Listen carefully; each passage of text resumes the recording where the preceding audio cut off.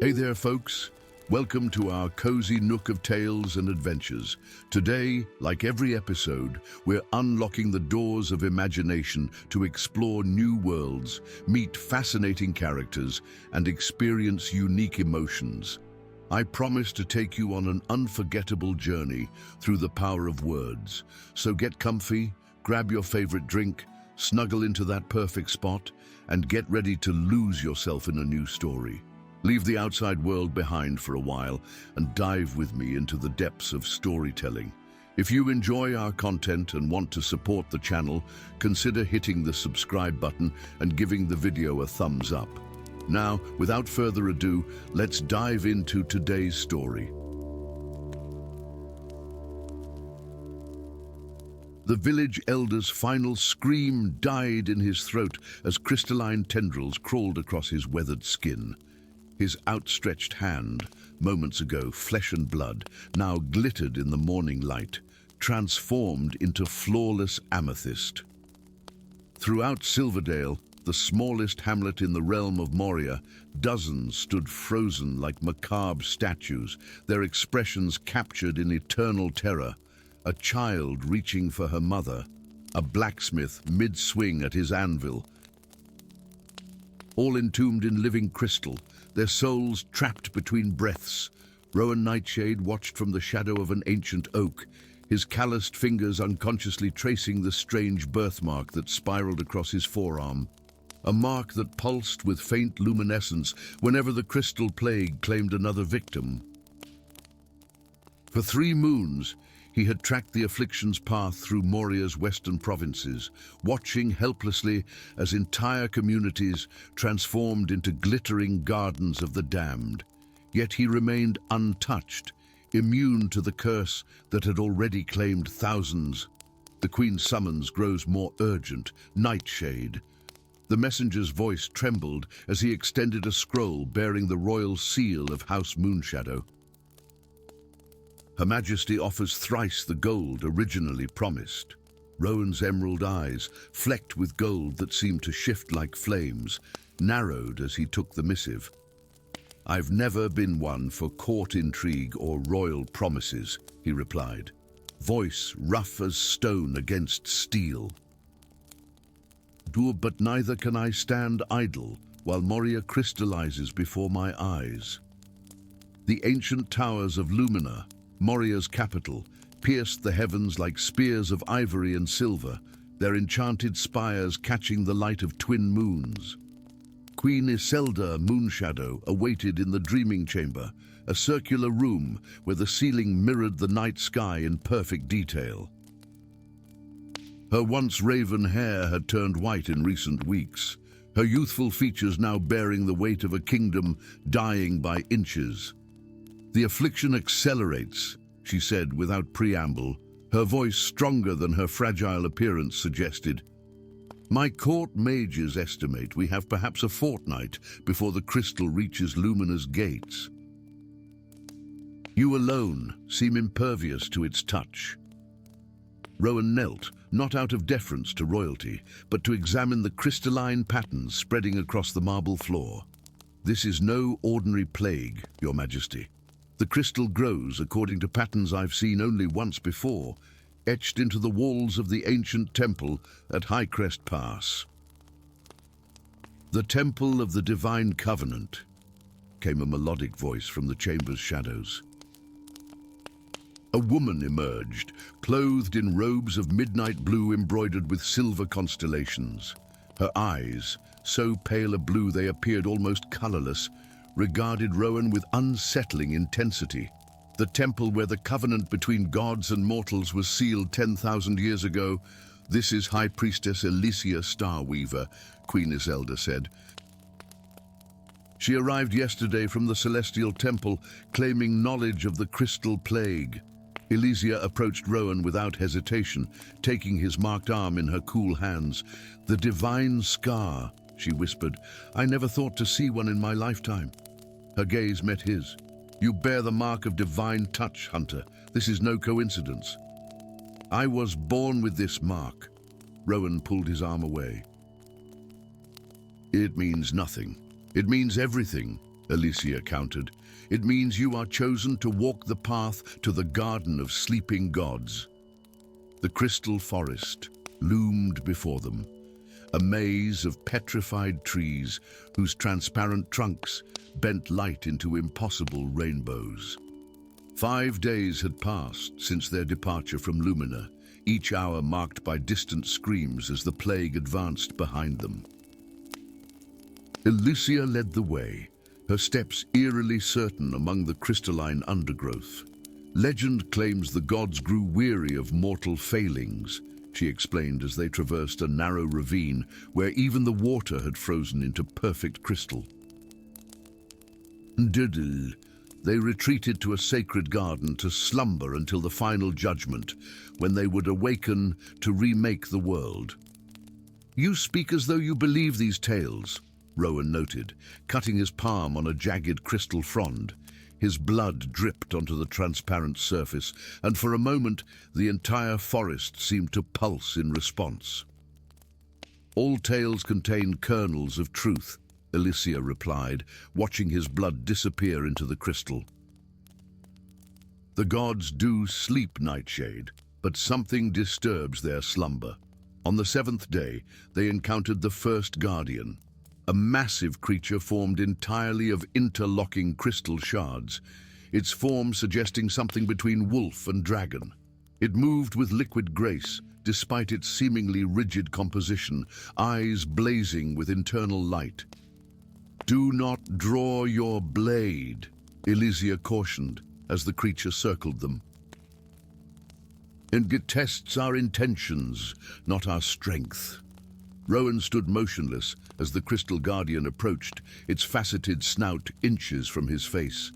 The birthmark on his arm flared with blinding intensity, and the creature recoiled before melting back into the forest as silently as it had appeared. You begin to understand your purpose, Elysia said. The mark you bear is not merely protection against the plague, it is a key. The deeper they ventured, the more the forest blurred the boundaries of reality. Phantom voices called from crystal hollows. Reflections showed versions of themselves from possible futures. Rowan as a crystal statue, Elysia crowned in thorns of light. The hunter found himself relying increasingly on Elysia's guidance, her certainty unwavering even as the path grew treacherous. "How do you navigate so confidently?" he demanded, after they escaped a ravine where gravity itself seemed to shift and warp. "What aren't you telling me, priestess?" Elysia's pale eyes met his. "I was born for this journey, just as you were. Our paths have been intertwined since before our first breaths." On the 12th day, as hope began to fade, they crested a rise to behold a sight no mortal eyes had witnessed in millennia. The Garden of Sleeping Gods stretched before them, a vast amphitheater carved from a single massive crystal, descending in terraced steps toward a central pool of quicksilver.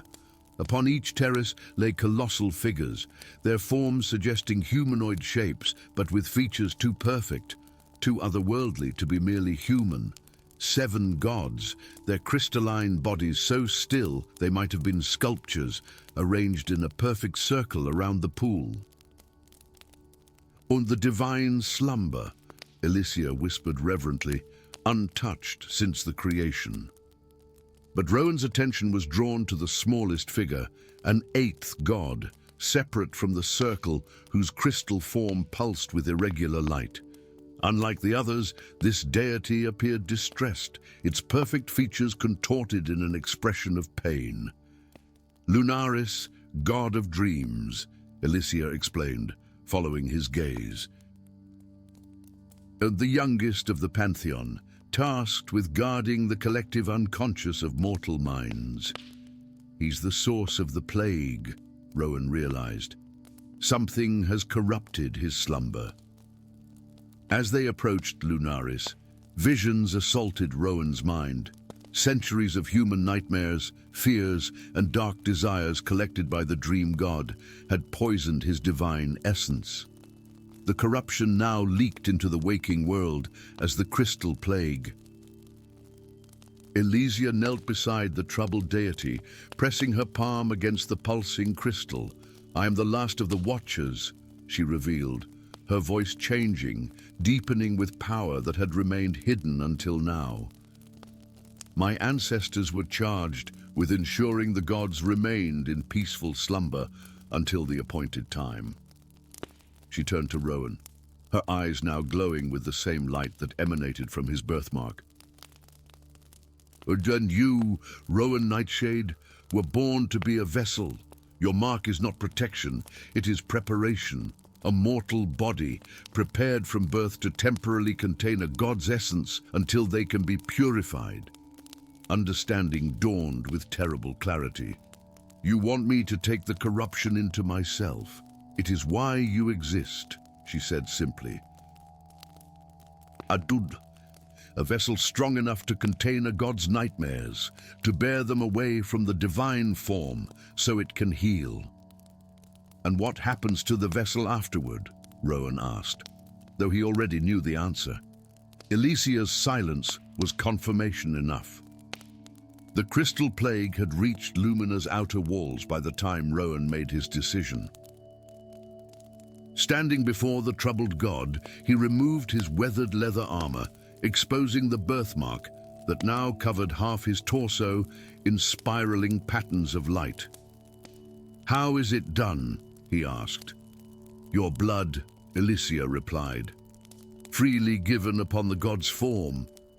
Drawing his dagger, Rowan sliced his palm without hesitation and pressed the bleeding wound against Lunaris's crystalline chest. The effect was instantaneous. Pain beyond imagining coursed through his body as divine corruption poured into him through the connection. His veins turned black beneath his skin, tracing patterns like cracks in glass. Elysia's incantations became distant echoes as Rowan's consciousness expanded to contain centuries of human nightmares. His body began to crystallize from within, but unlike the plague's victims, he remained aware, containing the corruption rather than succumbing to it. "It's working." Elysia's voice penetrated the maelstrom of his thoughts. "The god purifies. The plague will recede." With his remaining strength, Rowan turned to see Lunaris's form growing clear, the troubled expression smoothing into peaceful repose. Throughout Moria, the crystal plague halted its advance. In villages and cities, those only partially transformed returned to flesh, though those fully crystallized remained eternal monuments to the gods' troubled dreams. Rowan felt his heartbeat slowing as crystal encased his organs. Yet he felt no fear, only a strange peace as his consciousness expanded beyond mortal limitations. "You knew I would choose this," he managed to say to Elysia, his voice resonating strangely through partially crystallized vocal cords. "I hoped," she corrected, tears tracking down her cheeks. "There is always choice, Nightshade. That is what separates vessels from mere sacrifices." As the crystallization reached his neck, Rowan saw visions of Moria healing, of forests reclaiming crystal-scarred lands, of Elysia teaching a new generation of Watchers. The burden he carried would sleep within him until the final judgment, when all gods would wake. His final thought, before consciousness transformed into something beyond mortal understanding, was surprisingly peaceful. Perhaps this is not an end, but merely a different kind of beginning. In the heart of the crystal forest, in the sacred garden of sleeping gods, an eighth figure joined the divine circle, smaller than the others, still bearing the shape of a mortal man, one hand outstretched, as if in greeting. And around his crystalline form, impossibly, wildflowers began to grow. Story 2. Lightning split the sky above the obsidian fortress, illuminating the jagged crown of black towers for a heartbeat before darkness reclaimed the southern horizon. In the courtyard below, Lord Kalan Dragonheart raised Umbraveil skyward, its midnight blade drinking the storm's fury. Tendrils of shadow coiled around his arm as the ancient sword hummed with malevolent satisfaction. The northern border retreats another league. My lord, reported Commander Vaska, his scarred face expressionless, despite the unnatural chill emanating from the blade. Your brother's forces cannot withstand our advance. A cruel smile twisted Kalan's once handsome features, now pale and hollowed by Umbraveil's influence. 5 years had transformed the younger Dragonheart from a charismatic prince into something his own soldiers whispered about in fearful tones. Something less than human. Soren clings to antiquated notions of honor, Kalan replied, voice resonating with an echo not entirely his own. Udun, while I embrace power in its purest form, 700 miles north, across the Whisperwind Plains that once united the kingdom of Moria, King Soren Dragonheart stood upon the alabaster walls of Aureus Keep. Albastra gleamed at his hip, its crystalline blade radiating gentle warmth even as snowflakes began to dance around the northern capital. Unlike its twin, the Sword of Light chose to comfort rather than dominate. And the southern forces have taken Silver Meadow, reported Lady Thorn, his most trusted advisor. Refugees speak of shadow walkers among Kalan's vanguard, creatures that can't be killed by conventional means. Soren's azure eyes, identical to his brother's before Umbraveil's corruption, gazed southward. The golden crown of their father, King Alaric the Wise, felt heavier with each passing day. I never wanted this division, he said softly. Father's last wish was for us to rule together, the swords in balance as they were meant to be. Some say the kingdom's suffering reflects the sword's separation, Lady Thorn replied carefully. The old songs warn of consequences when ancient pacts are broken. Far from both brothers, strongholds, in the neutral territory of Mistral Vale, a lone figure hurried through the midnight forest. Uria Moonsong clutched her silverwood lute closer as branches clawed at her emerald cloak. At 20 summers, the young bard had already earned renown for unearthing forgotten ballads in ancient ruins, but tonight she fled for her life. The cult of the primordial dragon had emerged from decades of secrecy, their scaled masks gleaming by torchlight as they raided the archives of Mistral. Arya had witnessed their high priestess, a woman with eyes like molten gold, recite the incantation of awakening before a crystal altar. Only Arya's quick thinking and quicker fingers on her lute strings had created enough confusion for her escape. Now, she ran with precious knowledge burning in her mind, the true purpose of Moria's legendary twin swords, and the catastrophe their separation had set in motion. Dawn broke over the crystalline library of Mistral Vale, its prismatic towers refracting sunlight into rainbow patterns across the central chamber. Elder Thaddeus, last of the Keepers of Harmony, listened intently as Arya's fingers danced across lute strings, her voice giving life to a melody not heard in generations. When shadow and light divide their dance, the primordial stirs from ancient trance. Brothers of blood must mend their ways, or dragonfire consumes the days. The song of sealing, Thaddeus whispered, ancient eyes wide. How did you... The archives contained fragments, Arya explained, fingers still moving across the strings. But something happened when the cult began their ritual. It was as if the song itself awakened in my mind, demanding to be remembered. Thaddeus's gnarled hand trembled as he reached for a crystalline orb on his desk. Within its depths, shadows swirled around a pulsing core of crimson light. The Heartstone grows more agitated each day, he said. It has safeguarded the essence of magic in Moria since the First Age, when the primordial dragon was sealed away. If the cult succeeds in their awakening ritual, then the dragon will consume all magic, Arya finished, and with it, the life force of Moria itself. The twin swords were forged from the dragon's own scales, Thaddeus explained. Only they, wielded together in harmony by worthy hands, can renew the seal. Arya's fingers stilled on the lute. Then I must bring the Dragonheart brothers together again. Impossible, Thaddeus scoffed. Their hatred runs too deep, and Umbervale's corruption grows stronger within Kaelin each day. Arya stood, determination flashing in her amber eyes. Then I'll need to remind them of what matters more than their feud. The song will show the way. The winding mountain path to Aureus Keep glittered with fresh snow as Arya approached the northern capital. Guards in silver and blue livery escorted her through streets where children played freely, and merchants called their wares, a stark contrast to the fearful whispers that characterized the southern territories.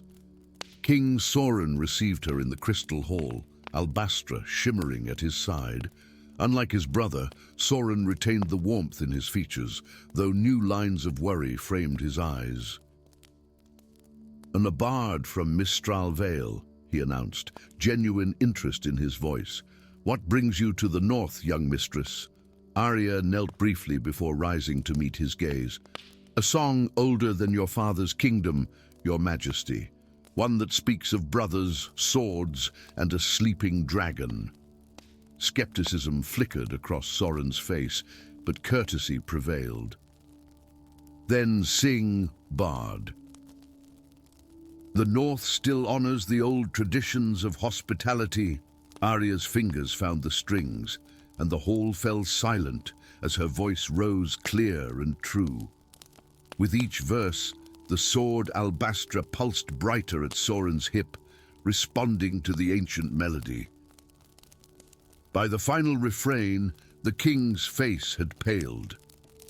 "How do you know of these matters?" he demanded once the echoes faded. "The song knows me," Arya replied simply. "Idi, as it knew the first bard who sang it when the dragon was sealed, my bloodline has carried this responsibility, though the knowledge was lost until now." She stepped forward boldly. "Your Majesty, the cult of the primordial dragon has begun the awakening. Only you and Lord Kaelin, wielding the twin swords together, can prevent Moria's destruction." Soren's laugh held no humor. "And my brother would sooner plunge Umbervale into my heart than stand beside me." Then perhaps it's time someone reminded him who he was, before the sword's whispers poisoned his mind. Infiltrating the obsidian fortress proved far more dangerous. While the north prospered under Soren's balanced rule, the south languished under Kaelin's tyranny. Fields lay fallow, villages stood abandoned, and shadow creatures prowled the periphery of Arya's vision as she slipped through ruined towns. When finally granted audience, her reputation as a bard providing thin protection, she found Lord Kaelin sprawled upon a throne of blackened metal. Umbervale rested across his lap, its dark surface seeming to absorb the torchlight rather than reflect it. "Entertain me, songbird," he commanded, voice layered with unnatural resonance, "but know that I execute performers who disappoint." Arya felt Umbervale's malevolence probing her mind, seeking weakness. Rather than resist, she opened herself to the ancient melody within her blood, letting it flow through her fingertips into her lute. The first notes seemed to strike Kaelin physically. He flinched, gripping Umbervale's hilt as the sword trembled in apparent distress, as Arya's song built, telling of two brothers who sealed a great evil, of swords forged to protect rather than divide. Kaelin's eyes cleared momentarily. "Stop!" he gasped, half rising from his throne. "That song is your inheritance," Arya continued between verses. "Does is the duty it describes." For a moment, Kaelin Dragonheart, the true man, not the sword's puppet, gazed at her with dawning recognition. Then darkness flooded back, and his features contorted with rage. "Seize her!" he roared. But Arya was already moving, her fingers never leaving the lute strings even as she fled. The song has awakened something in both brothers, Arya told Thaddeus upon her return to Mistral Vale. But it's not enough. Kaelin is too far gone, and Soren too cautious. The ground beneath them trembled, the fourth such occurrence that day. Throughout Moria, wells ran dry or overflowed with brackish liquid. In the night sky, stars began to fade as though being devoured. "We're running out of time," Thaddeus said, steadying himself against a bookshelf. "The Heartstone grows dimmer each day." Arya studied the ancient maps spread before them. "There's one place where the dragon's seal is thinnest, where the cult will complete their ritual, if both brothers could be lured there." "The Crucible," Thaddeus nodded. "The volcanic crater where the twin swords were forged. But how will you bring sworn enemies to the same location?" Arya's fingers traced the path to the ancient volcano. "I'm with the oldest magic of all, truth." The crucible belched sulphurous fumes into the crimson sky as Arya stood upon its rim. Far below, the cult of the primordial dragon completed their circle around the bubbling lava pit. Their high priestess raised a ceremonial dagger above the Heartstone, now dull and lifeless in her scaled hands. "Brothers of North and South!" Arya's voice carried unnaturally across the crater, amplified by her lute's magic. "Bajinai stand at the birthplace of your swords." From opposite sides of the crater rim emerged two contingents, silver-armored northerners led by Soren, and shadow-cloaked southerners surrounding Kaelin. Each brother startled at the other's presence, hands immediately moving to their respective swords. "Treachery!" Kaelin snarled, Umbraveil already drawn and pulsing with darkness.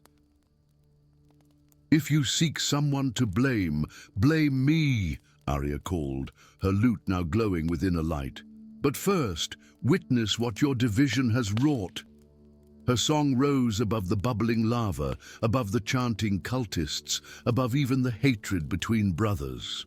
As the final verse faded, the lava pit erupted, not with molten rock, but with an immense scaled form. The primordial dragon's head emerged, larger than a house, its eyes swirling vortices of anti-magic that devoured light itself. "The swords!" Arya cried. "Together!" For one heartbeat, the brothers remained frozen in mutual hatred. Then understanding dawned simultaneously in their identical azure eyes. Moving with the synchronicity of shared blood, they leapt toward the crater's edge, swords extended. Albastra blazed like a fallen star. Umbraveil consumed light like a midnight pool. As the brothers drove their blades into the dragon's emerging form, a shockwave of pure magical force knocked all present to the ground. When Arya's vision cleared, she beheld a miracle. The brothers stood side by side, swords crossed above the now still lava pit. Between the blades hovered the Heartstone, once again pulsing with vibrant light. "The twin swords were never meant to be separated," Arya said, approaching carefully, "just as Moria was never meant to be divided."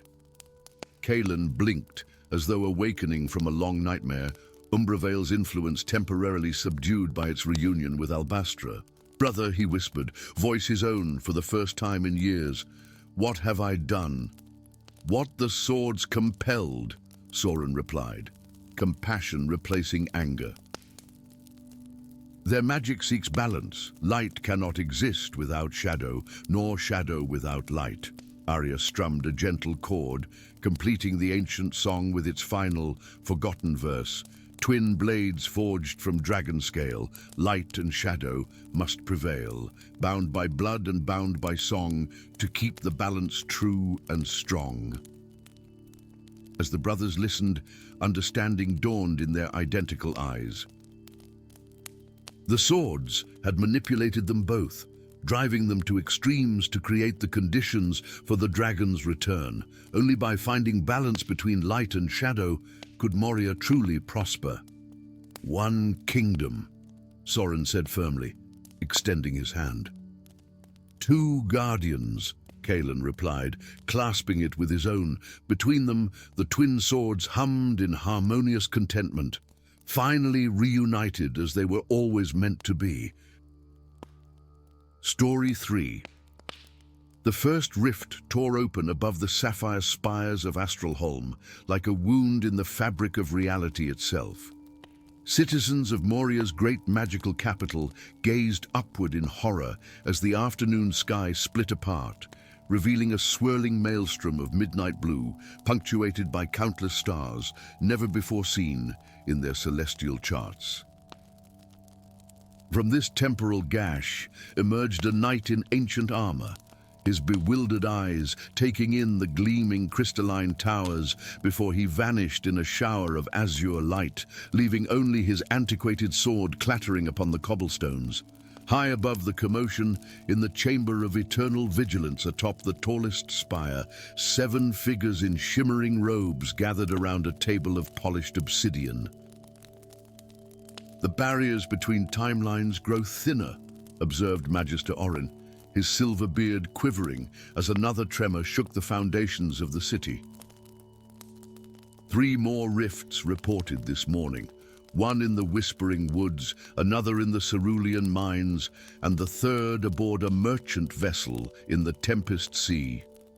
Creatures from our past and beings from futures we've not yet written walk among us, added Magistra Lyra, her golden eyes reflecting the dancing lights of the scrying pool before them. The council must act decisively. The eldest among them, Grandmaster Thaddeus Moonshadow, ran a gnarled finger along the ancient text open before him. His voice, when he finally spoke, carried the weight of mountains. There is only one who might understand these temporal disruptions, he said, each word measured and deliberate. We must release Alaric Ravenclaw from his ethereal prison.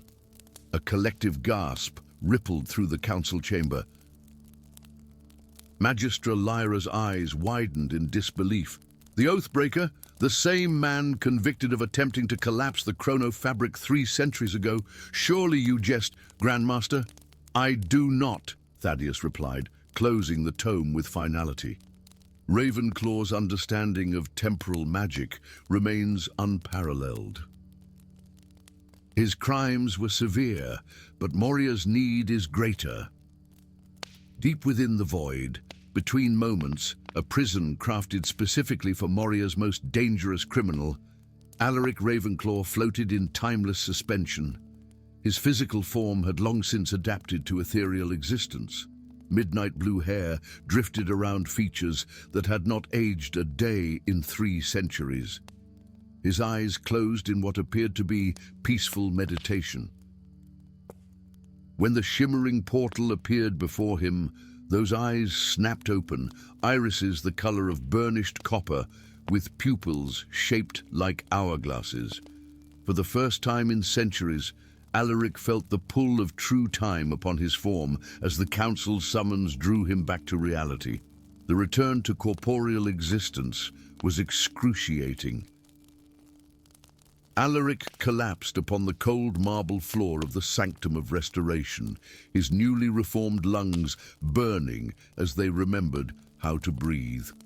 Through watering eyes, he beheld the semicircle of magisters regarding him with expressions ranging from contempt to fear. Ravenclaw, Grandmaster Thaddeus's voice cut through the fog of pain. You are temporarily released from your sentence to address a crisis threatening all of Moria. Alaric rose unsteadily to his feet, surprised to find his body still clothed in the midnight blue robes he had worn at his sentencing. garments now centuries out of fashion. A bitter smile twisted his lips. "How desperate you must be," he remarked, voice raspy from disuse, "to seek aid from the man you condemned as Moria's greatest traitor." Before Thaddeus could respond, the air between them rippled and tore. Through the newly formed rift, a crystalline beast with too many limbs lunged into the chamber, mandibles clicking furiously. The creature, clearly from some distant future epoch, screeched as it launched itself toward the nearest magister. Alaric's response was instantaneous and instinctual. His hand swept upward in a fluid gesture, fingers trailing glowing sigils in the air. Time around the creature slowed to a crawl until it hung suspended mid-leap, trapped in a moment, stretched to near infinity. "Fascinating," Alaric murmured, circling the frozen beast. "A chronovore. They shouldn't evolve for at least another millennium." His gaze shifted to Thaddeus, suddenly sharp with accusation. "What have you done to the fragments of time?" The streets of Lower Astralholm teemed with chaos as Eliza Dawnshadow slipped through the panicked crowds with practiced ease.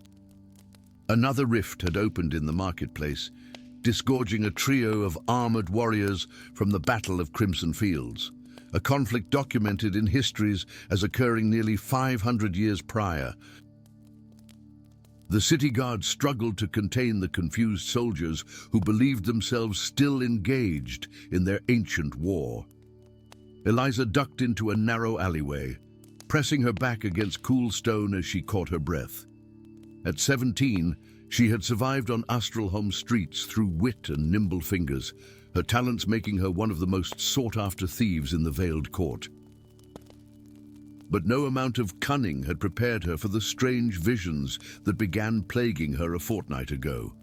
The air before her shimmered, and Eliza tensed. Unlike the violent tears that had been appearing throughout the city, this disturbance appeared gossamer thin, almost imperceptible. Through it, she glimpsed overlapping images, the alley as it currently existed, the same location choked with snow from some distant winter, and a third version where elegant buildings had not yet been constructed. These glimpses between times had become her unwelcome companions, growing stronger and more frequent with each passing day. Only she seemed able to perceive them without the dramatic rifts that captured everyone else's attention. "You see them too," the voice came from behind her, causing Eliza to whirl around, dagger instantly in hand. A man stood at the alley's entrance, his antiquated robes marking him as clearly out of place as the ancient warriors in the marketplace. But it was his eyes that captured Eliza's attention, copper irises with hourglass pupils that seemed to look through her rather than at her. "The temporal echoes," he continued, gesturing toward the fading shimmer. "You perceive them without a full breach. Most interesting."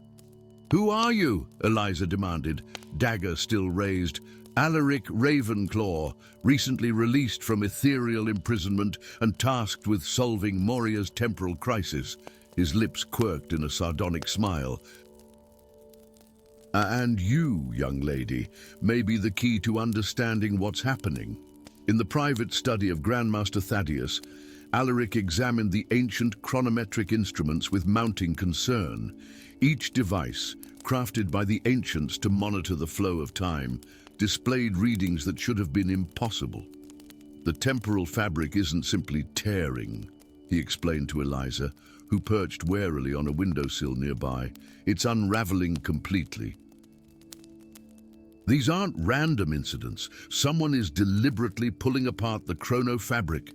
Eliza's fingers absently traced the outline of a small crystal she'd pickpocketed from a distracted magister earlier that day. "And what are these fragments of time you keep mentioning?" Alaric's expression darkened. "Artifacts created by the ancients to stabilize the flow of time across all realities. 5 crystalline fragments, each containing a fundamental aspect of temporal existence. Without them properly aligned, time itself becomes unstable." Like this, Eliza held up the crystal between her slender fingers. Alaric froze, eyes widening as he beheld the softly pulsing fragment. "The moment of becoming," he whispered. "Where did you—" "Borrowed it from a red-robed magister." He seemed quite upset to discover it missing. She tossed the fragment to Alaric, who caught it reverently. "So this is one of 5. "Yes," Alaric confirmed, the fragment illuminating his features with gentle light. "And I believe I know where to find the others." The Celestial Archive stood abandoned, its magnificent dome cracked from the latest temporal tremor. Alaric led Eliza through darkened corridors until they reached a section sealed behind heavy enchantments. The council claimed they recovered only 3 fragments after my, incarceration. Alaric explained as his fingers traced complex patterns in the air, dismantling wards with practiced precision. Yet they sentenced me for attempting to steal all 5, a crime I never committed. The final barrier dissolved, revealing a hidden chamber. At its center rested an ornate pedestal, bearing 3 crystal fragments, identical to the one Eliza had discovered, each pulsing with inner light. "The council has been experimenting with them," Alaric murmured, examining the arcane apparatus surrounding the pedestal, attempting to harness their power without understanding the consequences. Eliza, who had been studying the chamber's perimeter, suddenly stiffened. Someone's coming."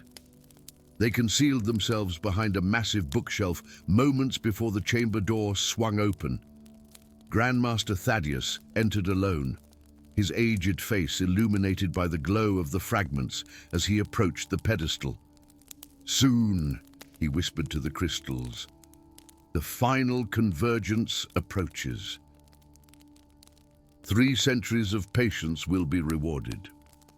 From their hiding place, Alaric and Eliza watched as Thaddeus removed a small amulet from beneath his robes, a crystal that pulsed in harmony with the 3 on the pedestal.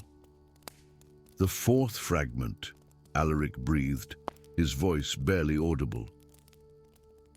As they observed, Thaddeus arranged the fragments in a precise pattern, consulting an ancient text that Alaric recognized with growing horror, the Forbidden Codex of Infinite Confluence. "We must stop him," Alaric whispered urgently. "He's attempting to merge all timelines into a single reality, with himself as its architect. The resulting collapse would annihilate countless existences." Eliza's expression hardened with determination. "I'll create a distraction. You secure the fragments." Before Alaric could protest, she slipped away, vanishing into the shadows with preternatural grace. Moments later, a tremendous crash echoed from the far side of the archives. Thaddeus's head snapped up, eyes narrowing as he moved to investigate, taking the 4th fragment with him. Alaric seized the opportunity, emerging from hiding to examine the 3 remaining fragments.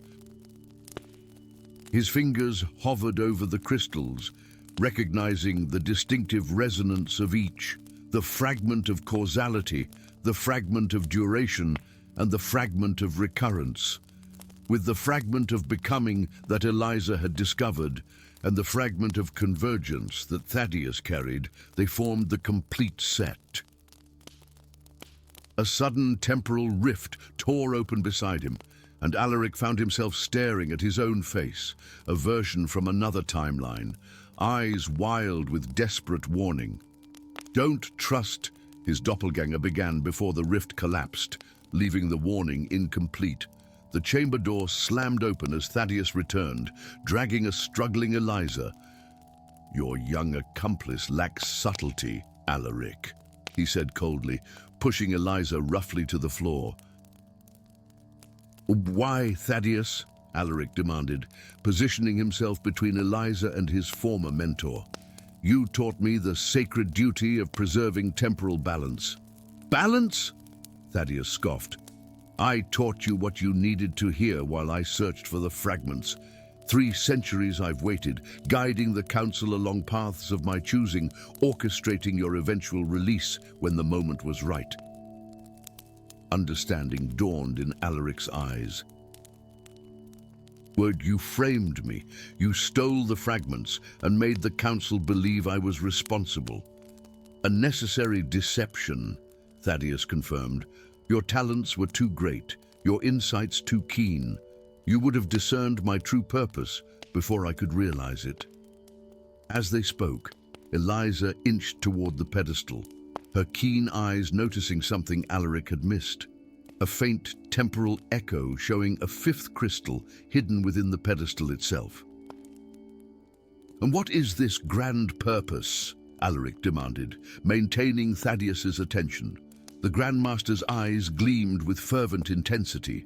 To end the tyranny of parallel possibilities, to forge one perfect timeline where magic reigns supreme, with myself as its eternal guardian.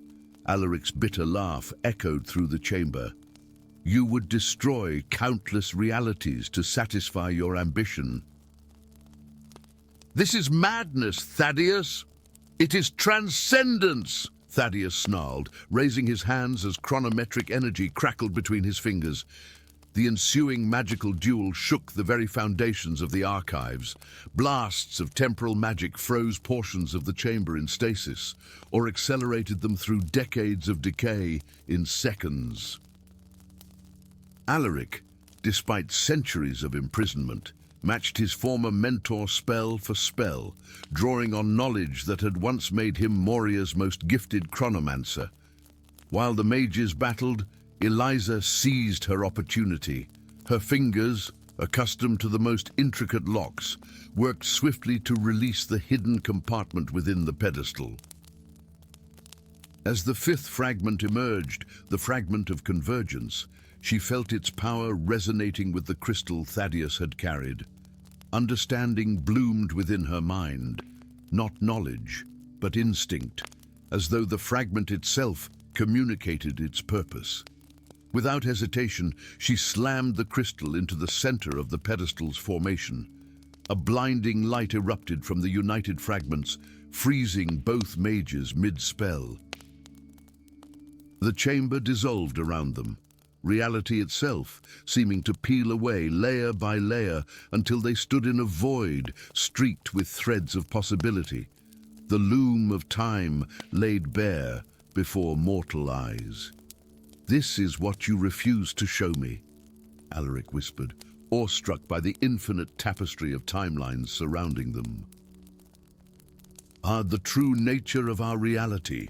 No mortal should witness this, Thaddeus growled, struggling against the temporal stasis that held him.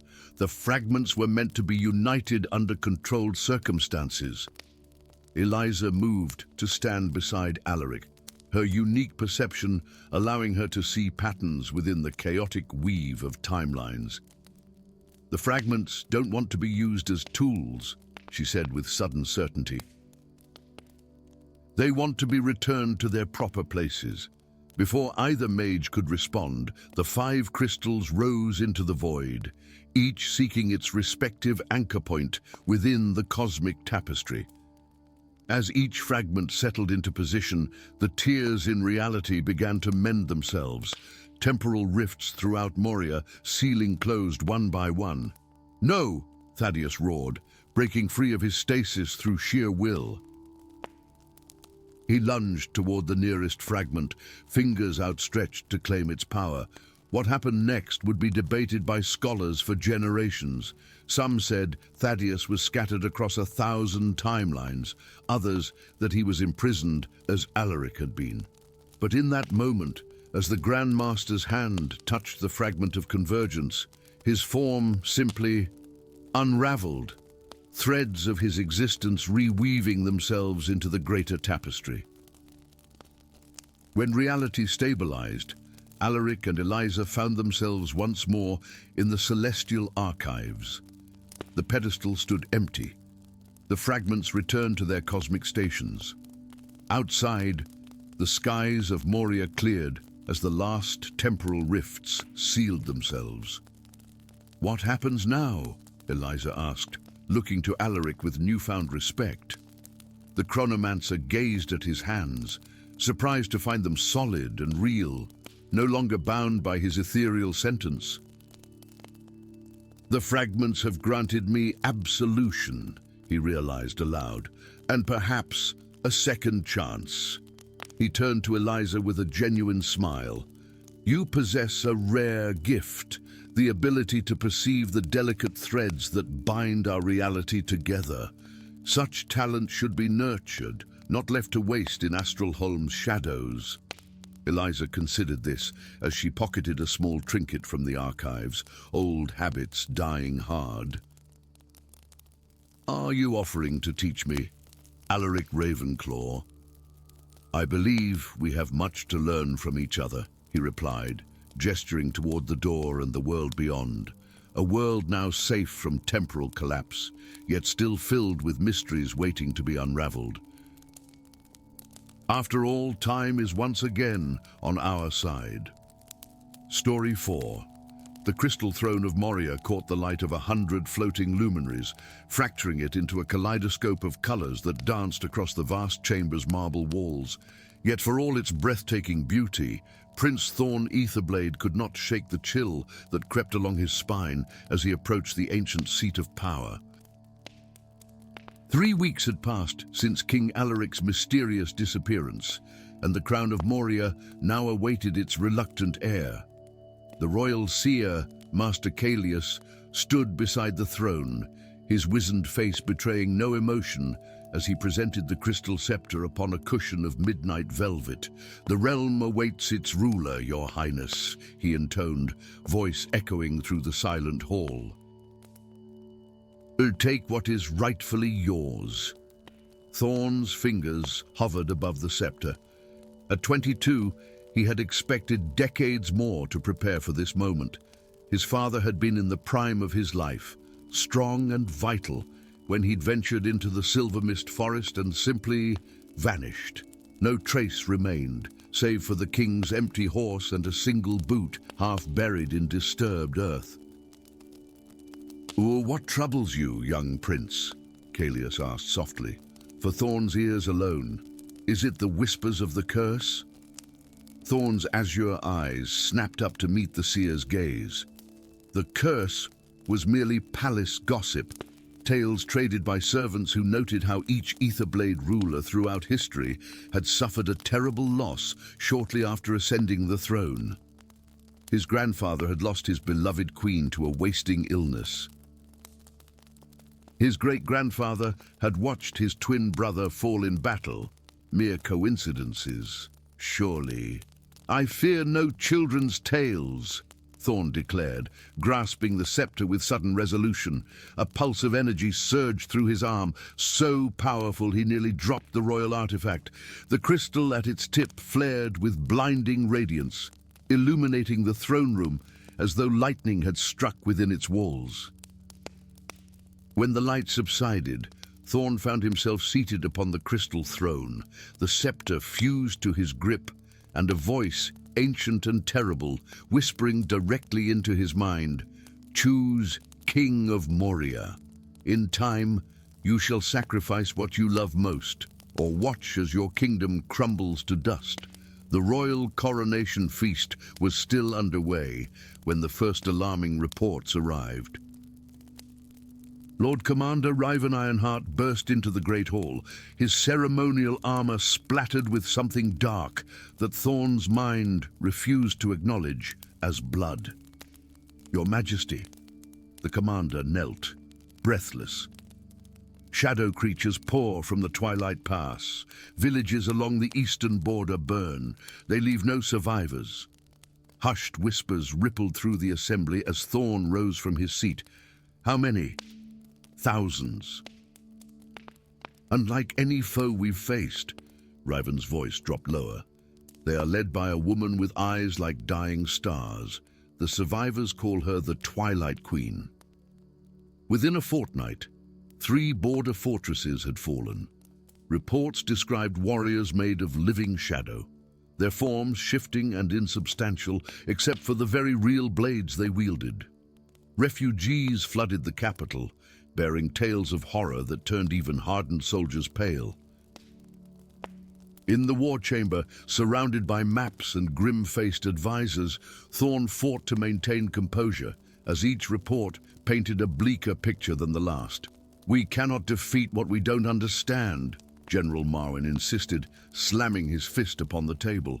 "These aren't mere raiders, they're methodical, strategic, as though they know our defenses intimately." Master Kalius, who had remained silent throughout the deliberations, finally spoke. "But there is one who might provide answers, Your Majesty. The Oracle of the Forbidden Mountains. She sees beyond veils that blind even the most gifted seers. The Forbidden Mountains lie beyond the Twilight Queen's advancing forces," objected Lord Commander Riven. "It would be suicide. Not for a small party moving quietly," Thorn countered, already forming a plan. "While our armies hold the western passes, I will seek this oracle." The council erupted in protests, but Thorn silenced them with a raised hand. The crystal scepter, which had refused to leave his grip since the coronation, pulsed with cold light. "The curse demands a choice," he said quietly to Kalius after the others had departed. "Perhaps this oracle knows how to break it before I'm forced to make one."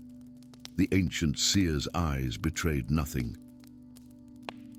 "Perhaps, my king. But remember, curses are bound by rules older than the mountains themselves. There is always a price." 3 days into their journey through the whispering woodlands, Thorn and his small company encountered her. An elven woman emerged from between ancient oaks, her silver hair cascading past shoulders draped in leather armor adorned with emerald leaves. A long bow of white ash rested easily in her grip. An arrow nocked, but not drawn. "You trespass in dangerous territory, humans," she declared, her melodic voice carrying an edge sharp as steel. "These woods are no longer safe for your kind."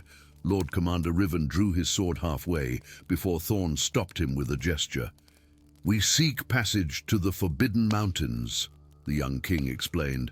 "Our kingdom faces extinction." The elf's emerald eyes, unusual among her silver-eyed kin, studied him with unsettling intensity. "And the oracle grants audience to few, and fewer still return with their sanity intact. What makes you worthy, King of Moria?" Thorn blinked in surprise. "You know who I am." A smile ghosted across her perfect features. "The crystal scepter gives you away. I am Seraphina Dawnwhisper, sentinel of the eastern groves. My people have suffered from the shadow incursion as well." She lowered her bow. "I will guide you through paths unknown to your maps. The oracle may speak to you, or she may not." That night, as they camped beneath the boughs of trees so ancient they remembered the world's creation, Thorn found himself drawn to Seraphina's quiet strength.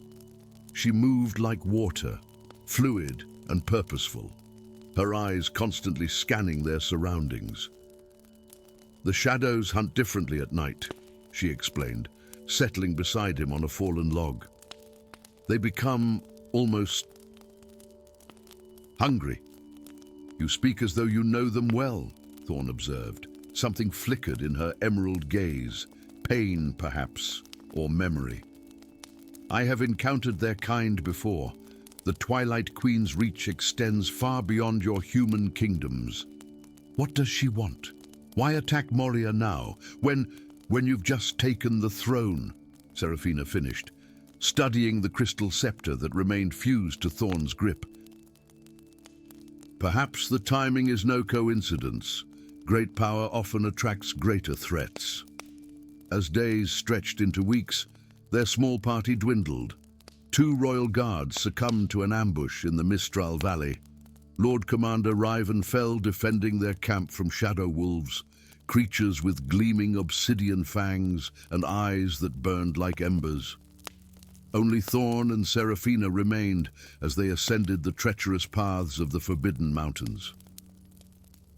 Between the dangers, however, an unexpected bond formed. Seraphina taught Thorn to move silently through underbrush, to read the stars as her people did. He shared tales of Moria's golden cities and crystal lakes. When a sudden snowstorm forced them to shelter in a narrow cave, they spoke through the night of hopes and fears in low voices that grew increasingly intimate. My father disappeared without warning," Thorn confided as they huddled for warmth. "Just as every Etherblade ruler has suffered some terrible loss upon taking the throne. The curse is real, Seraphina. I feel it waiting, watching for what I come to love most before it strikes." Seraphina's fingers intertwined with his. "Perhaps the curse persists because it's accepted as inevitable. Sometimes the greatest prison is the one we build in our own minds." When her lips met his, the crystal scepter flared with momentary brilliance before dimming to an ominous, pulsing glow. The oracle's sanctuary perched upon the highest peak of the Forbidden Mountains, a structure neither fully temple nor palace, its architecture defying mortal understanding. Walls curved impossibly. Windows gazed out upon vistas that couldn't physically exist beside one another. A desert at midnight, a storm-tossed sea, a garden in perpetual autumn.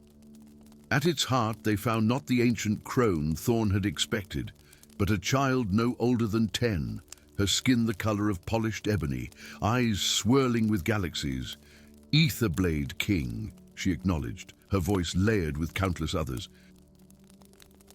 "Do you seek to break what cannot be broken, only transformed?" Thorn knelt before her small throne. "My kingdom falls to shadow while a curse binds my line. I would know how to save my people." "And you, daughter of twilight," the oracle turned to Seraphina, "you seek redemption for choices not your own." Seraphina stiffened, her hand instinctively reaching for her bow before falling away. "I seek only to help end this conflict." The oracle's cosmic eyes narrowed. "Truth splinters in your mouth, child of Morella Duskheart, or as humans name her, the Twilight Queen." The revelation struck Thorn like a physical blow.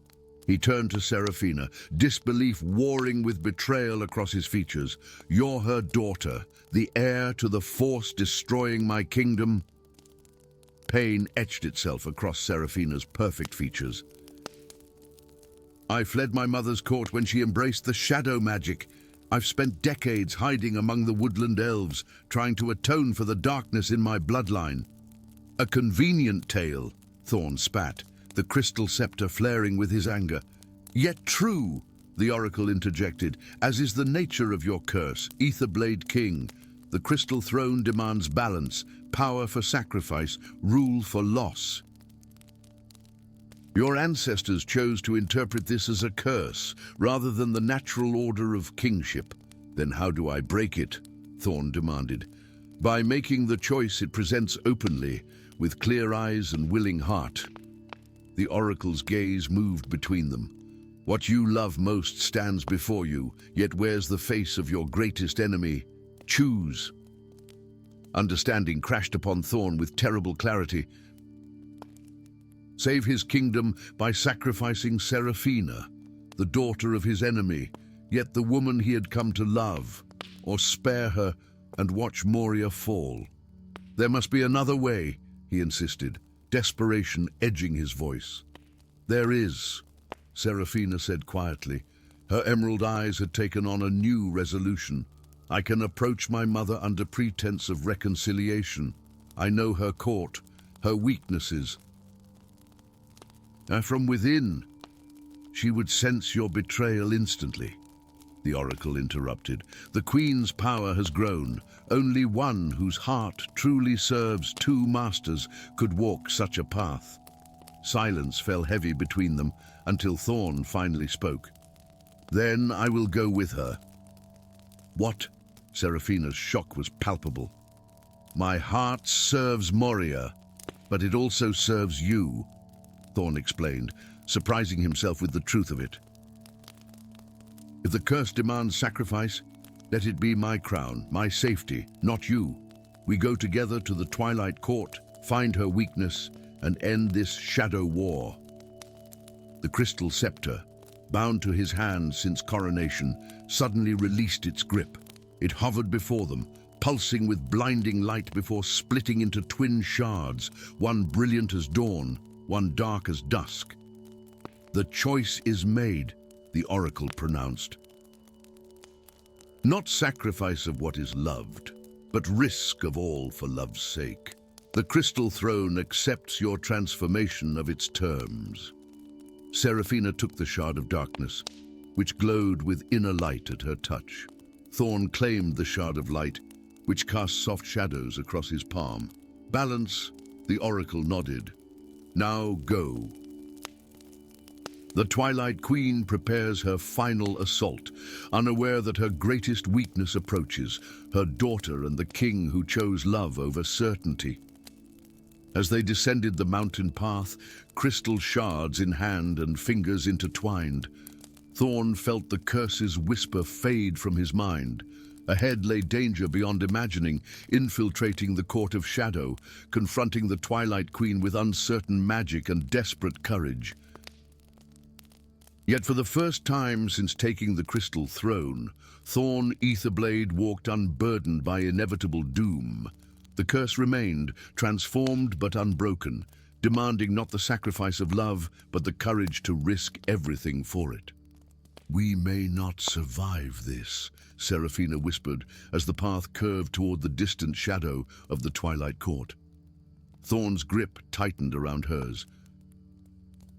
"Then we fall together, having chosen our fate rather than submitting to it." Above them, twin moons illuminated their path, one silver bright, one shadow veiled, just as the crystal shards in their hands pulsed in perfect counterpoint, light and dark in harmonious balance at last. Story 5. The eternal flame of Moria dwindled with each passing day, its once mighty blaze now barely taller than a candle's flicker. High atop the crystal spire where it had burned for 10 millennia, the sacred fire cast weakened rays across the kingdom of Moria, its protective light no longer reaching the outer provinces. In villages along the borders, whispers of shadow creatures emboldened by the flame's recession spread like wildfire themselves, tales of ancient horrors creeping back into the realm after eons of banishment. Lyra Stormheart stood before the flame's alabaster basin, her silver-flecked eyes reflecting its diminishing glow. At 19, she had expected to spend her life as an apprentice scribe in the royal archives, not to be summoned urgently to the Chamber of Eternity by Master Thaddeus, the ancient keeper of Morian lore. "Look upon it, child," Thaddeus said, his wizened hand trembling as he gestured toward the faltering flame. "What do you see?" Lyra hesitated, uncertain what answer he sought. "A fire dying, Master Thaddeus. Look deeper," he urged, "with the sight your mother possessed before you." Something in his tone made Lyra focus more intently on the flame. As she gazed into its heart, the fire seemed to respond, a tendril of golden light reaching toward her like a curious finger before retreating. Startled, she stepped back. "It recognized me," Thaddeus nodded gravely. "The flame knows its own. Your mother hid your lineage well, even from you. The mark upon your shoulder, the one you've concealed all your life, is not a birthmark, Lyra. It is the sigil of the Guardians." Her hand instinctively rose to her left shoulder, where beneath her robes, a spiral pattern resembling a flame had marked her skin since birth. "The Guardians are extinct," she protested. "They perished in the cataclysm 3 centuries ago. So the world was meant to believe," Thaddeus replied, retrieving an ancient scroll from his robes. "Your mother was the last known guardian, sworn to protect the secret of the flame. Now that mantle passes to you, the last of their bloodline, and not a moment too soon." Before Lyra could question him further, the chamber door burst open. Royal guards flooded the sacred space, led by a figure whose very presence seemed to dim the eternal flame further, Lord Drakkar Nightshade, the king's trusted advisor. His obsidian armor absorbed light rather than reflected it, and his eyes gleamed with cold calculation as they fell upon Lyra. "Master Thaddeus," Drakkar's voice carried the chill of a winter grave, bringing unauthorized personnel to the sacred chamber. "The council will hear of this transgression." "She is no transgression, Lord Drakkar," Thaddeus replied, subtly positioning himself between Lyra and the newcomer. "She is the answer to our realm's prayers." Drakkar's gaze sharpened, studying Lyra with newfound interest. The scribe girl, curious, he stepped forward, the guards moving in practiced formation behind him. "The king has declared a state of emergency. All matters concerning the eternal flame now fall under my direct authority." "By what right?" Thaddeus demanded. "By royal decree." Drakkar withdrew a scroll bearing the king's seal. "The flame fades, Master Thaddeus. Desperate times call for decisive action, something your archives have failed to provide." Lyra watched the exchange with mounting dread, sensing undercurrents beyond her understanding. Yet something deep within her resonated with the flame's diminishing pulse, a connection she could neither explain nor deny. "Come, girl." Drakkar extended a gauntleted hand. "If Thaddeus believes you valuable to the flame's preservation, your insights will be welcome in my research." "My lord," one of the guards interrupted, his voice low. "Sorry, the markings on her shoulder, visible through her robe. They match the ancient texts." Drakkar's expression transformed from mild interest to predatory intensity. "Seize her," he commanded. "She bears the Guardian's sigil." What followed unfolded with dreamlike surreality. Thaddeus hurled a vial to the ground, filling the chamber with blinding light. Strong hands gripped Lyra's arm, pulling her toward a hidden passage behind the flame's altar. As consciousness faded, a protective enchantment she would later learn, Lyra caught a final glimpse of Thaddeus standing defiant before Drakkar's advancing forces. Lyra awoke to the rhythmic motion of horseback, strong arms keeping her from falling as mountains unfamiliar to her scrolled past in the moonlight. Her captor, or savior, was a man of perhaps 30 winters, his face half hidden by a leather hood, eyes alert as a hawk's as they scanned the terrain. "And who are you?" she demanded, struggling against his grip. "Where are you taking me?"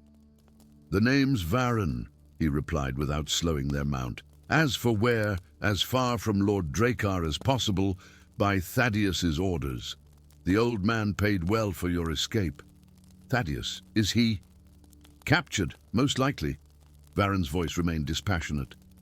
"Lord Drakkar doesn't kill valuable sources of information immediately."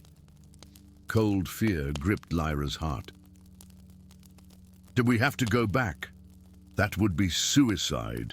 Varen guided their horse down a treacherous mountain path. "Drakkar has mobilized the entire royal guard to hunt you. Whatever secrets you carry, girl, they're worth more than both our lives."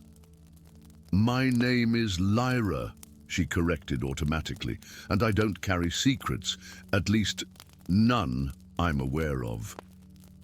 Varen's laugh held no humor. "That mark on your shoulder says otherwise."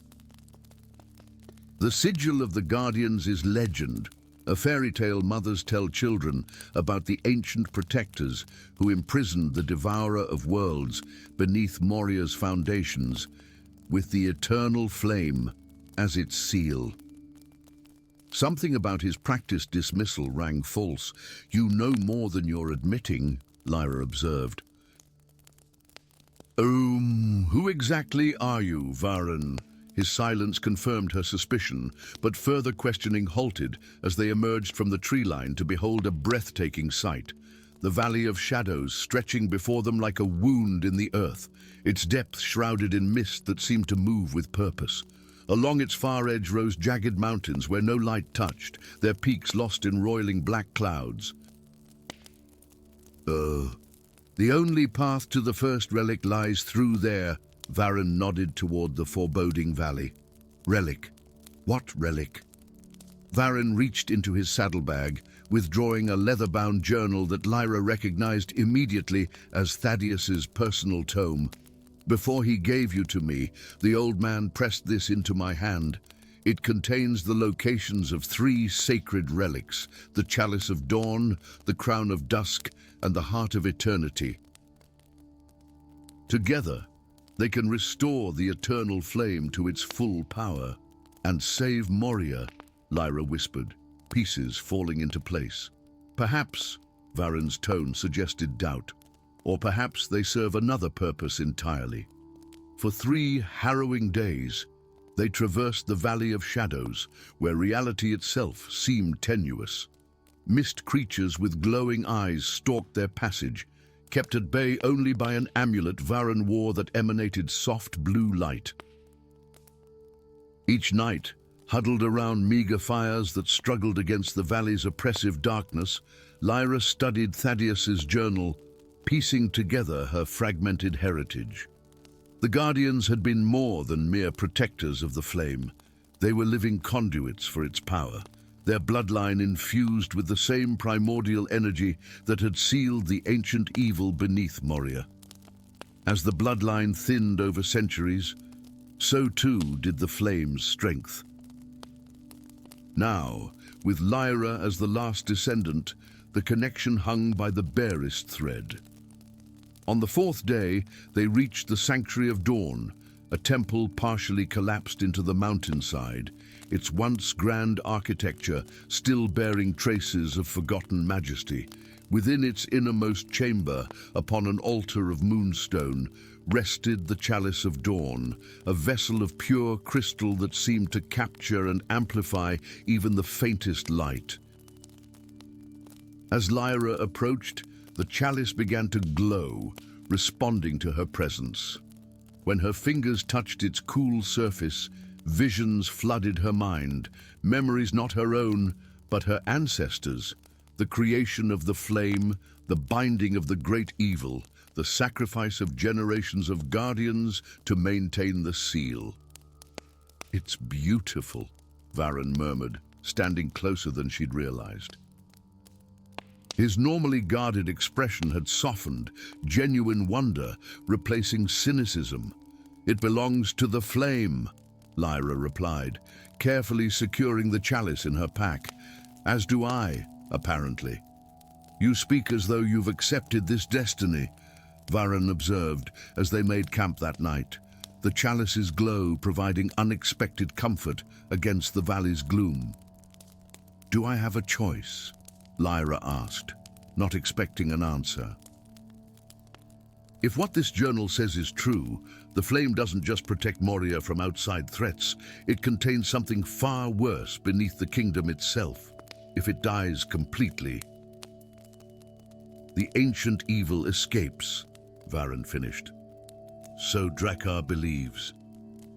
The casual revelation struck Lyra like physical blow. "You work for him," she whispered, pieces suddenly connecting. "And that's how you knew where to find me, why Thaddeus trusted you with my escape." Varen's expression remained unreadable. "I've accepted Drakkar's gold in the past," he admitted, "but my current allegiance is complicated."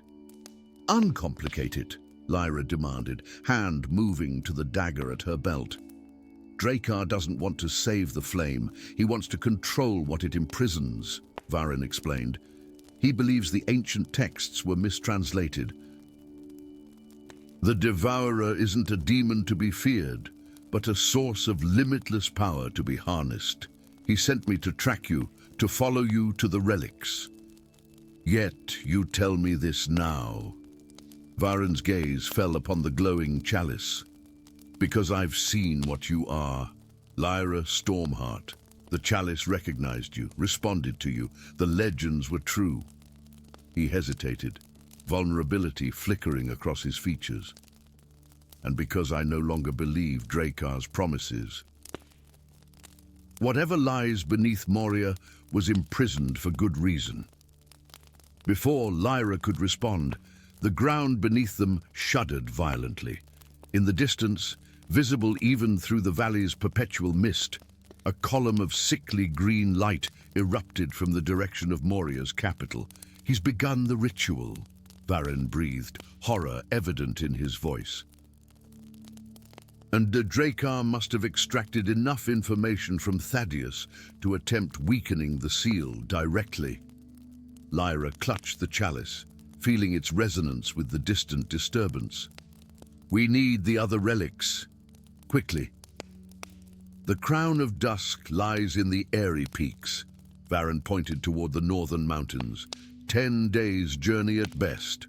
"Too long?" Lyra shook her head. The flame won't last." As if in answer to her desperation, the chalice pulsed brighter. Acting on instinct, Lyra raised it toward the sickly column of light. A beam of pure golden radiance shot from the chalice, parting the valley's mist like a blade through silk. Where it touched the ground, a path of glowing sigils appeared, ancient runes matching the mark on her shoulder. "The chalice shows the way," she whispered in awe. "A path of power." Varen nodded, newfound respect in his eyes. "The blood of the Guardians commands the relics." As they followed the luminous trail, Lyra felt something awakening within her, knowledge and power long dormant in her bloodline, responding to crisis just as it had for generations of Guardians before her. With each step along the glowing path, certainty grew. Drakkar's ambition had triggered events foretold centuries ago. The weakening of the flame wasn't a crisis to be averted, but a catalyst for confrontation that had always been inevitable. The entity imprisoned beneath Moria stirred not just from the flame's diminishment, but in response to being summoned. "Varen," she said as they crested a rise, the luminous path stretching before them toward the distant peaks. "I think we've misunderstood everything. The flame isn't dying, it's changing. And so must its guardian." He studied her face, seeing determination replace fear. "What are you saying?" "I'm saying," Lyra replied, the chalice's light reflecting in her silver-flecked eyes, "that we're not running to save Moria from the darkness. We're gathering what we need to face it directly. The era of imprisonment is ending, one way or another. Ahead, the mountains awaited, their peaks now crowned with the same sickly green light emanating from the capital. Behind them, the Valley of Shadows seemed to pulse with anticipation. Between stood Lyra Stormheart, last of the Guardians, with a mercenary of questionable loyalty as her sole ally. The fate of Moria, perhaps of all the free realms, rested in the hands of a scribe girl who had only just discovered her true heritage, and a man who had spent his life serving the highest bidder, but now found himself drawn to a cause greater than gold.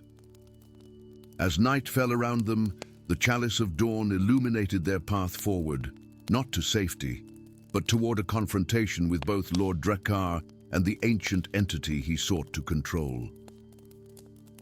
For the first time since the flame began to fade, hope kindled in Lyra's heart, not for restoration of the old ways, but for the strength to forge something new from the coming crucible of darkness and light. Story 6. The silver threads of moonlight danced across the Temple of Souls as midnight approached, casting ethereal shadows upon ancient stone walls inscribed with the names of 1,000 forgotten deities. Within the inner sanctum, Elysia knelt before the veiled altar, her alabaster hands trembling as they clutched the orb of whispers. The crystalline sphere pulsed with an otherworldly luminescence, responding to her touch as if recognizing a kindred spirit divided between realms. "They're growing restless tonight," she whispered to High Priestess Morvain, whose weathered face betrayed no emotion save for the flicker of concern in her eyes. "Do the spirits crowd the edges of the veil?" pressing against it like leaves against glass during a storm. Morvain nodded gravely. It is why we must complete the ritual of binding. The autumn equinox weakens the barriers between worlds, and this year's alignment with the crimson moon hasn't occurred in a millennium. Around them, 12 acolytes in silver robes formed a perfect circle, each holding a candle carved from the bones of sacred beasts. The Temple of Souls stood at the heart of Moria's capital, Luminaris, a city of spires and enchanted glass that captured starlight and transformed it into the magical essence that powered the kingdom. Yet few of its citizens understood the true purpose of the temple, not merely to honor the dead, but to maintain the delicate balance between their realm and that of the living. Elysia had known she was different since childhood. While other children played in the sunlit courtyards, she conversed with transparent figures visible only to her eyes. The sight, they called it, a rare gift that marked her for service in the temple. What they didn't know was how deeply her connection to the spirit world ran. How sometimes she felt more at home among the dead than the living. As the ritual began, Elysia raised the orb above her head. Ancient words of power flowed from her lips, words that had sealed the boundaries between worlds since the age of twilight. The acolytes' voices joined hers in haunting harmony, and the air within the temple grew heavy with magic. Then, without warning, a crack appeared in the orb, a hairline fracture that sent a spiderweb of silvery lines across its surface. "No!" Elysia gasped, but it was too late. The orb shattered with the force of a thunderclap, sending crystalline shards outward in a devastating wave. The magical backlash threw Elysia against the far wall as screams filled the chamber. Through blurred vision, she watched in horror as the very air above the altar seemed to tear open, revealing a swirling vortex of midnight blue and ghostly silver. Spirits poured through the rift. Not the gentle, lost souls she had communed with all her life, but vengeful specters with hollow eyes and grasping hands. The nearest acolyte, a young man named Tarion, collapsed as a spirit forced its way into him. When he rose again, his eyes glowed with an unnatural light, and his movements were jerky, as though his body were a puppet controlled by inexperienced hands. "Ah, the veil!" Morvain cried out, blood streaming from her nose and ears as she struggled to contain the breach with desperate incantations. "It's torn beyond repair!" Chaos erupted throughout Luminaris as the spiritual flood spread beyond the temple walls. Citizens fled screaming as the possessed stalked the streets, their bodies transforming into twisted aberrations that reflected the torment of the spirits controlling them. By dawn, the conclave of mages had declared martial law. Elysia, found unconscious amid the temple ruins, was named the architect of catastrophe. The ritual was executed improperly, declared Archmage Validus to the panicked council of elders. The priestess must be brought to justice for her negligence. Elysia fled under cover of darkness, the words of dying Morvain echoing in her mind. "Seek the necromancer of the whispering forest. Only he understands the true nature of death." For 7 days and nights she traveled, witnessing the devastation spreading across Moria. Villages stood abandoned, crops withered in the fields, and eerie lights danced on the horizon as more rifts opened between worlds. The possessed grew in number, their forms becoming increasingly monstrous as the spirits learned to reshape flesh. The whispering forest loomed before her at last, a vast expanse of ancient trees, with bark like polished silver and leaves that murmured secrets to those brave or foolish enough to listen. Travelers spoke of this place in hushed tones, warning of the exiled necromancer who dwelled within its depths, commanding an army of the undead. As Elysia ventured deeper into the forest, the whispers grew louder. carrying fragments of prophecies and forgotten lore. Half soul, they seem to say, bridge between realms. The goddess stirs. She had expected to be stalked by skeletal warriors or undead abominations. Instead, she encountered something far more unsettling: order. Skeletal sentinels patrolled well-maintained paths, their bones adorned with protective runes. They did not attack, but watched her with empty eye sockets that somehow conveyed vigilance rather than malice. One such sentinel approached, its movements fluid and purposeful. "Follow," it commanded in a voice like dry leaves rustling. "The master awaits." The sentinel led her to a clearing where a structure stood that defied natural law, a tower formed from interwoven trees and bones that spiraled upward, its architecture reminiscent of both cathedral and mausoleum. At its entrance stood a man who seemed neither young nor old, his features sharp and his eyes the color of twilight. His silver-streaked black hair was bound with cords of woven bone, and his hands bore intricate tattoos that shifted like living things across his skin. "Darian," Alicia said, recognizing him from temple records that named him heretic and abomination. "The priestess with the sight," he replied, his voice surprisingly gentle. "I've been expecting you since the veil was torn." Inside the tower, illuminated by lanterns containing trapped wisps of spectral light, Darian revealed a chamber that stole Alicia's breath. An exact replica of the night sky covered the ceiling, but with additional celestial bodies unknown to mortal astronomers, the constellations of the Death Realm. "Your conclave hunts for you," Darian said, offering her a goblet of shimmering liquid. "Oh, do they believe you responsible for the catastrophe, but we both know different, don't we?" "The ritual should have worked," Alicia insisted. "I performed it exactly as taught." Darian's laugh held no humor. "The ritual was designed to fail, child. It has been corrupted over centuries by those who feared the truth." He gestured to an ancient tome bound in what appeared to be iridescent skin. "The true history of Moria, preserved by those of us cast out for questioning the approved narratives." The revelations within shook Alicia to her core.